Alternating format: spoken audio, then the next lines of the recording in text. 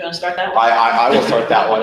Depending upon the time period, if someone coming into New York and sort of the Castle Garden areas and before, those records were destroyed, and so we used the customs passenger lists as a substitute.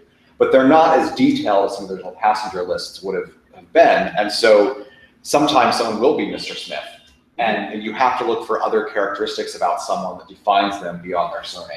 Go ahead. Right, and you may not get to the point where you have just one candidate. You could have a series of people coming in different years and may need to look for, as you mentioned, those other records that would say, it can't be this person because they had moved to Ohio, before that date, so they had to have arrived earlier or something. So you'll have to match those passenger lists with other records to find the right person. And you may never narrow it down. Yeah, researching common surnames for me is all about you develop what you know about a family or an individual beyond their surname. It requires you to do research without thinking of someone as a Smith or a Green or a Taylor even. Because I have the problem with the Taylors. It was with the Millers all the time.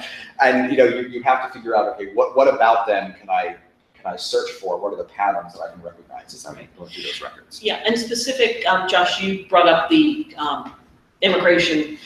In the early time period from 1820 to 1897, when all the immigration records burned, it is the customs list. Mm-hmm. And because those records were created by the U.S. Customs Service, they didn't care about a lot of details. So the lists are limited in the amount of information that you'll have on those passenger lists.